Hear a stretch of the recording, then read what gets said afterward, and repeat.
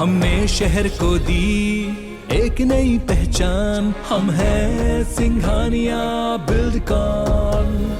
आपको बता दें कि छत्तीसगढ़ में चाकूबाजी की वारदात लगातार बढ़ रही है। रायपुर के राजेंद्र नगर के सतबहनिया मंदिर के पास चाकूबाजी की घटना हुई है। वहीं घायल युवक आदित्य कुर्रे का मेकाहारा में इस वक्त इलाज जारी है। इधर बिलासपुर में भी गाली देने के विवाद में चाकूबाजी हुई है। घायल युवक को इसके बाद अस्पताल में भर्ती करवाया गया। बताया जा रहा है कि सरकंडा पुलिस ने नाबालिग के सहित 3 लोगों को इस पूरे मामले में गिरफ्तार किया है। तो लगातार प्रदेश में अपराध का ग्राफ एक बार फिर से बढ़ता जा रहा है। चाकूबाजी की वारदात लगातार सामने आ रही है और जिस तरह से लगातार वारदातें हो रही हैं और युवा इस अपराध में संलिप्त हैं, इसे देखते हुए चिंता जरूर बढ़ गई है।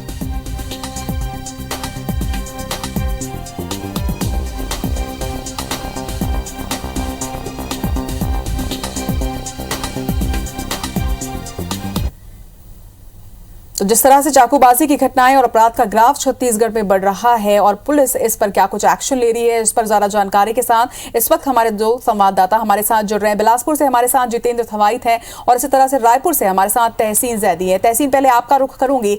सीएम भूपेश बघेल के निर्देश के बाद पुलिस सक्रियता के साथ लगातार कार्रवाई कर रही है और एक वक्त पर अपराध का ग्राफ काफी हद तक कम हुआ था, लेकिन एक बार फिर से जिस तरह से अब अपराध का ग्राफ बढ़ रहा है, इसने जरूर चिंता को बढ़ा दिया है।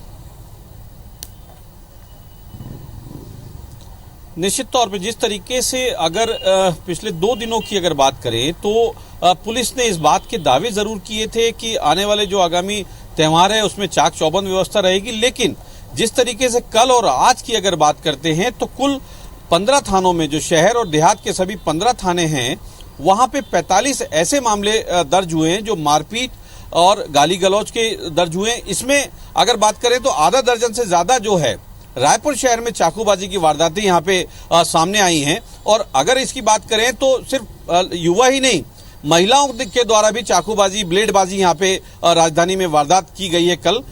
जिस तरीके से अगर आज की अगर बात करें तो सिविल लाइन थाने में एक आदित्य कुर्रे नामक एक युवक को एक रोशन मरकाम, जो रक्सेल गैंग से नाम उसका आया है, उसके द्वारा उसको चाकू मारा गया है और उसको तकरीबन 4 से 5 उसको चाकू ऐसे मारे गए हैं जिसकी हालत उसकी काफी गंभीर यहाँ पे बताई जा रही है और अभी मेकाहारा में वो जेरे इलाज है। तो लेकिन यहाँ पे जिस तरीके से, हालांकि इसमें यहाँ कहना गलत नहीं होगा कि पुलिस ने पिछले हफ्ते की अगर बात करें तो पिछले हफ्ते पूरे जो त्यौहार के मद्देनजर 150 से ज्यादा गुंडे बदमाश, जो निगरानी बदमाश थे, उनको जेल भेजा था। कई चाकूबाज थे, उनको भी भेजा गया, लेकिन उसके बाद भी जो वारदातें हैं वो थमने का नाम ले रही। इनमें अगर इसके कारण की अगर बात करते हैं यहाँ पे रचना, तो ये सबसे बड़ा जो आता है इसमें कारण वो नशा है। नशा चाहे शराब का हो चाहे सूखा नशा हो, यहाँ पे जितनी वारदातें हुई हैं वो सभी नशे में हुई हैं। तो ये जो है प्रदेश के लिए कम से कम ये एक चिंता का काफी बड़ा विषय है। तो कुल मिला के कह सकते हैं कि अभी तक राजधानी में जो है आधा दर्जन से ज्यादा चाकूबाजी इन 2 दिनों में हुई है, जो राजधानी के लिए चिंताजनक है। फिलहाल अभी जो है अगर सिविल लाइन थाने की अगर बात करते हैं तो वहां के जो आरोपी है उसकी पुलिस पड़ताल में लगी है, उसकी तलाश में लगी है।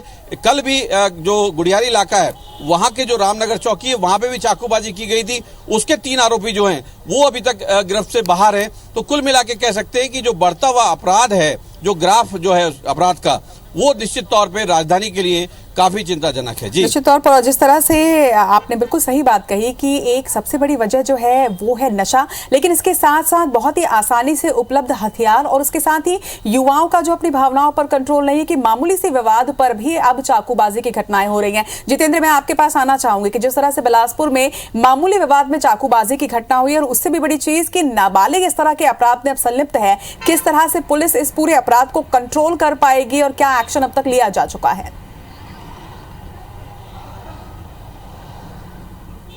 देखिए रचना, एक गंभीर चिंता का विषय ये भी है कि लगातार चाकूबाजी का जो ट्रेंड है वो यहाँ पर बढ़ा है, क्योंकि लगातार बात पर अगर देखें तो यहाँ पर चाकूबाजी की घटना हो रही है और अधिकांश मामलों में ये बात सामने आती है कि जो स्टाइलिश चाकू हैं वो यहाँ पर युवक उपयोग कर रहे हैं। ऑनलाइन चाकू उनको उपलब्ध हो रहा है, बाज़ारों में उनको स्टाइलिश चाकू उपलब्ध हो रहे हैं और शौक के तौर पर भी जो युवा हैं वो पॉकेट में चाकू लेकर चलते हैं और बात बात पर मामूली विवादों पर वो चाकूबाजी की वारदातों को अंजाम देते हैं। बिलासपुर में अगर बात करें तो इस वर्ष अगर जनवरी, फरवरी और मार्च जो अभी तक चल रहा है, लगभग 30 से ज़्यादा चाकूबाजी के मामले सामने आ चुके हैं, जिसमें हत्या जैसी वारदात भी हुई है। कई मामलों पे यहाँ पर पुलिस ने जुर्म दर्ज किया, कुछ की गिरफ्तारियाँ भी हुई है।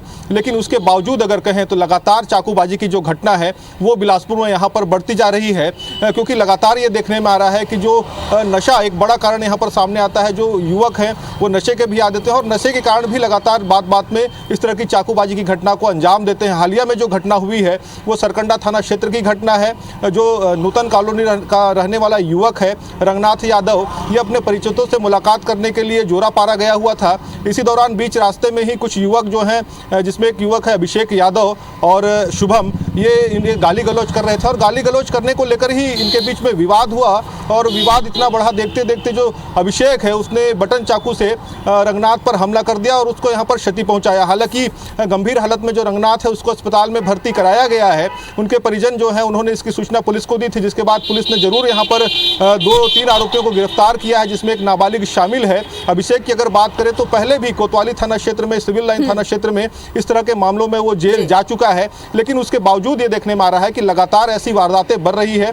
हालिया भी घटना है कि जिस तरह से लोग कहीं भी आना जाना करते हैं, अब लोगों को ये डर महसूस होने लगा है कि कहीं कोई उनके ऊपर हमला ना कर दे, चाकूबाजी की घटना ना कर दे, क्योंकि एक बड़ी वजह जो है वो ये देखने में आती है कि लोग ऑनलाइन चाकू मंगा रहे हैं। बिलासपुर पुलिस ने जरूर पहले एक अभियान चलाया था जिसमें लगभग 400 के करीब जो चाकू हैं वो यहाँ पर युवकों से बरामद किए गए थे, उनसे शपथ पत्र भरवाया गया था ताकि आगे से वो इस तरह के चाकू का उपयोग न करें, ऑनलाइन चाकू न मंगाएं।